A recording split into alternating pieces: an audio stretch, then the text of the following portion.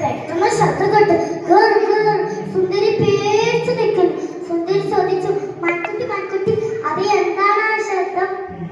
മൺകുട്ടി പറഞ്ഞു, കാട്ടിലെ രാജാവ് ഇറങ്ങിക്കൊണ്ട് നീ ഓടിക്കോ.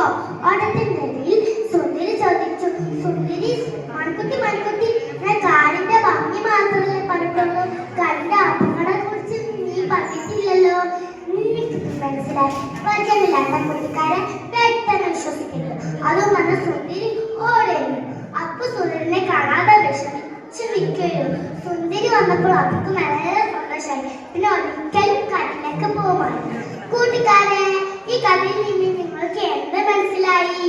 പരിചയമില്ലാത്ത കൂട്ടുകാരെ പെട്ടെന്ന് വിശ്വസിക്കരുത്. നന്ദി, നമസ്കാരം.